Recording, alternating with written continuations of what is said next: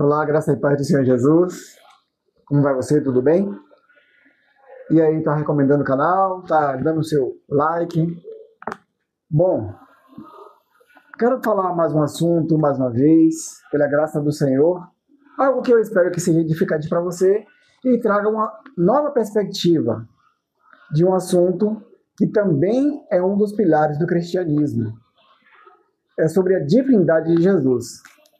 Só que eu vou fazer um caminho diferente para falar sobre o nome que é dado a Jesus lá pelo profeta e identificado no Novo Testamento por Mateus. Mas antes de ler essa passagem, quero que você abra em João capítulo 1.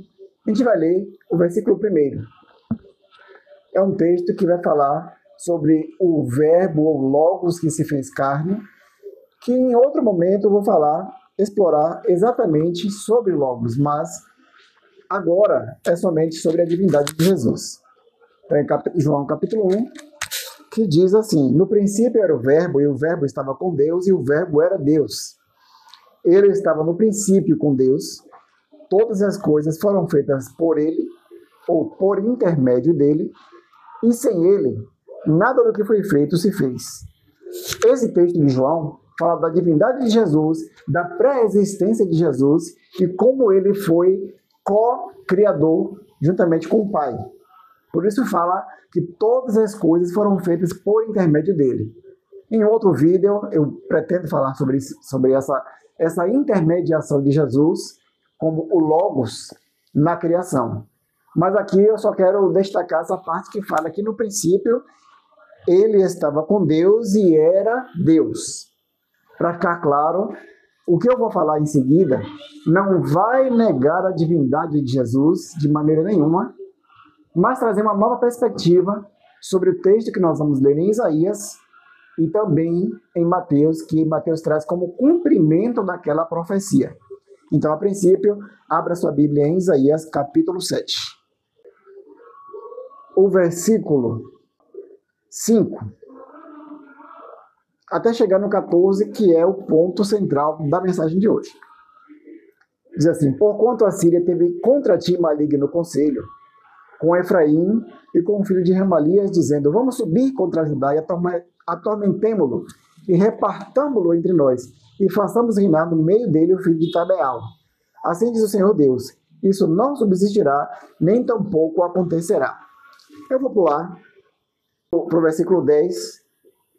E continuou o Senhor a falar com Acais, dizendo: pede para ti ao Senhor teu Deus um sinal. Pede-o embaixo nas profundezas ou em cima nas alturas. Acais, porém, disse: não o pedirei, nem tentarei ao Senhor. Então ele disse: ouvi agora, ó casa de Davi. Pouco vos é afadigardes os homens, senão que ainda afadigareis também ao meu Deus. Portanto, o mesmo Senhor vos dará um sinal. Eis que uma virgem conceberá e dará à luz um filho, e será o seu nome Emanuel. Alguns identificam essa profecia como se referindo ao filho do rei Acás. Acás era da tribo de Judá. Efraim, que eu li no versículo 5, era o reino norte, que se afastou do reino sul, que é o reino de Judá. E ele fala aqui, há uma profecia, tanto contra Israel, o reino norte, tanto quanto contra a Síria. Depois você vai ler esse texto na Bíblia e vai chegar até esse texto aqui que nós paramos para ler. Mas aqui nós vemos no 14 algo que até aquele momento não parecia apontar para um futuro tão distante como o nascimento de Jesus, mas para algo próximo dos dias que eles estavam vivendo. Tanto que no versículo 15 ele diz, a respeito desse que seria chamado Emanuel: manteiga e mel comerá o Emanuel, até que ele saiba rejeitar o mal e escolher o bem. Na verdade, antes que esse menino saiba rejeitar o mal e escolher o bem, a terra de que tinha fadas será desamparada dos seus 2 reis. Então aqui havia uma profecia, algo que Deus anunciou contra Israel, reino norte, Efraim, e contra a Síria. Aí lá na frente, você vai dar um salto agora para Mateus, capítulo 1, que vai narrar o nascimento de Jesus. Esse livro de Mateus é escrito por um judeu.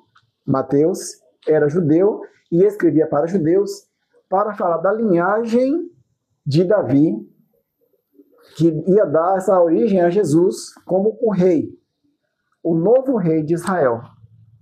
E aí ele, no início, ele faz a narrativa da genealogia de Jesus para apontar Jesus como rei da linhagem de Davi. E aqui ele conta como foi esse nascimento. Mateus 1, 18. Ora, o nascimento de Jesus Cristo foi assim.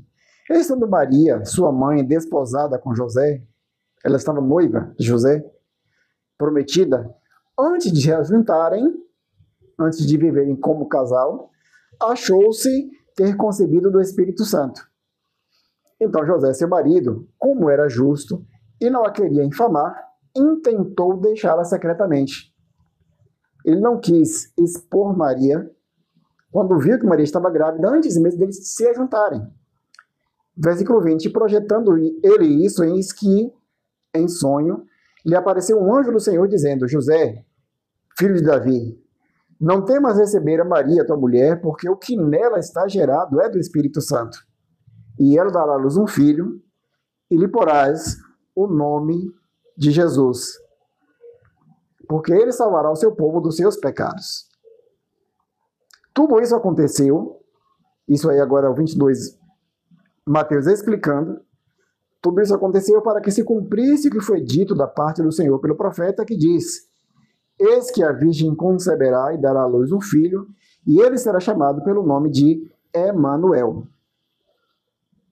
Versículo 24 diz, e José, despertando do sonho, fez como o anjo do Senhor lhe ordenara, e recebeu a sua mulher, e não a conheceu, não teve relações sexuais com Maria, até que deu à luz seu filho, o primogênito, e pôs-lhe o nome de Jesus.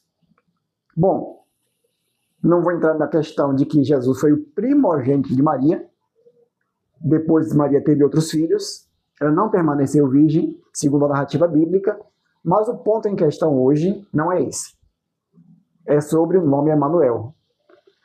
Aqui, o anjo aparece a José, isso tempos depois. Lá na profecia, alguém seria chamado Emanuel. E aqui, Mateus começa a narrar o nascimento de Jesus e diz que um anjo, quando o anjo aparece a Maria, ele diz a Maria que o nome dele seria Jesus. Jesus pode ser Yeshua. Alguns dizem outros tipos de nomes, como Yahusha, Yalcha, e há uma discussão hoje interminável sobre essa questão do nome hebraico de Jesus, mas a gente está muito tranquilo em chamá-lo pelo nome de Jesus. E aí, então, o anjo, o nome que o anjo dá, anuncia e diz que deve ser dado àquele que estava para nascer, é o nome Jesus. E esse nome é dado, de fato, a Jesus. Só que ele remete à profecia de Isaías e diz que ele seria chamado pelo nome de Emanuel. Então, afinal, Jesus é Jesus ou é Emanuel? Eu espero que vocês entendam essa perspectiva que eu estou trazendo aqui. Não negando a divindade de Jesus, como nós lemos lá em João, capítulo 1, versículo 1 em diante. Mas, para a gente entender melhor esse texto aqui, talvez seja necessário fazer alguns esclarecimentos. Bom, Emanuel, pelo que a gente entende, não era um nome próprio, mas um nome hebraico com um significado. E aqui Mateus ele dá a explicação. Vamos imaginar que Mateus teria escrito para a nossa língua portuguesa direto. Ele escreveu direto para a língua portuguesa e tudo está escrito em português. Só que ele se depara com uma palavra que não é da nossa língua. Ele vem e traz uma palavra no hebraico. Essa palavra é Emanuel. Precisava ser traduzida para a gente entender. E então é o que ele faz aqui. Quando ele escreve em grego, ele escreve e diz essa palavra no meio de todas em grego. Essa palavra hebraica, ela tem um significado. E o significado é Deus conosco. Então a gente entende que Emanuel não é um nome próprio. Jesus não foi chamado de Emanuel como um nome próprio, mas um nome simbólico, um nome profético. Se você olhar bem as escrituras, de Mateus em diante, não há mais nenhuma menção a Jesus com o nome de Emanuel. O único evangelista que faz isso é Mateus, e todos os demais, e os outros apóstolos, os demais escritores do Novo Testamento, não mais mencionam esse nome se referindo a Jesus. Porque, na verdade, Emanuel era um nome profético, um nome simbólico com um significado. E é nesse ponto que eu quero chegar. Como eu falei em outro vídeo, o povo de Israel, nesse momento aqui em que Isaías estava exercendo seu ministério, o povo estava praticamente se sentindo abandonado. Tanto que vem aquela pergunta, vocês vão lembrar do vídeo, se vocês assistiram, que Sião pensava que Deus esqueceu. E aí é quando Deus diz, pode uma mãe, porventura, esquecesse tanto do seu filho, que cria, que não se compadeça dele, eu, todavia, não me esquecerei de ti, diz o Senhor. Então, quando Deus diz que não esqueceu da cidade de Sião, o povo de Israel estava se sentindo esquecido, abandonado. Aí entra em cena, já no Novo Testamento, alguém que veio ao mundo para mostrar que Deus não esqueceu, que Deus não abandonou o seu povo. Então, lá em Isaías, houve um momento de aparente desamparo, de aparente abandono e esquecimento da parte de Deus, mas Deus fez várias promessas pelos profetas de que Deus não esqueceu. E aí anunciou o nascimento daquele menino que seria chamado Emanuel, palavra hebraica que quer dizer Deus conosco. Só que o tempo passa e muitas outras coisas acontecem. E aqui em Mateus, o povo de Israel passa por uma situação semelhante à que estava lá em Isaías. Vocês devem ter ouvido falar do período intertestamentário, ou período interbíblico, que é depois do final de Malaquias, até que se escreve o primeiro evangelho, ou melhor, nessa ordem da gente, é Mateus, mas alguns estudiosos dizem que o primeiro foi Marcos, mas olhando aqui a Bíblia, vamos pensar que Mateus é o primeiro. Então, entre Malaquias e Mateus, houve um aparente silêncio de Deus. Nesse período, o povo, como o próprio Isaías já tinha anunciado, o povo que andava em trevas viu uma grande luz. O povo estava se sentindo como um povo abandonado na sombra da morte, sem esperança. Aí vem Jesus e nasce para devolver a Israel aquela esperança que eles tinham perdido. Trazer de volta a sensação da presença, permanência e cuidado de Deus. Então, qual é o sentido do nome Emanuel? Da palavra hebraica Emanuel, o nome simbólico, profético de Jesus, Emanuel. Deus é conosco. Esse texto ele está dizendo, falando da divindade plena de Jesus. Se você observar, Mateus não está falando sobre isso. Se você observar, o foco de Mateus é o nascimento de Jesus cumpriu o sinal dado lá em Isaías. E qual era o sinal? Que uma virgem conceberia e daria à luz. Então, o foco de Mateus é o sinal de que uma virgem daria à luz se cumpre com o nascimento de Jesus. O foco de Mateus é pegar aquele texto de Isaías e trazer como cumprimento do nascimento de Jesus como sinal dado ao profeta. E ele fala que o nome que o anjo disse que deveria ser dado e foi dado é Jesus, e ele lembra do nome Emanuel. Mas por que ele faz alusão ao nome Emanuel lá de Isaías? Volto a explicar. O povo estava se sentindo abandonado. O povo que andava em trevas viu uma grande luz, mas até essa luz nascer, eles estavam sem esperança. Aí o Emanuel, que é Jesus, vem dizer a Israel: Deus não te desamparou. Deus é com vocês. Deus é conosco. Deus está conosco. Deus está mostrando a sua providência. Deus está mostrando o seu cuidado. Deus é conosco, mostrando que não esqueceu.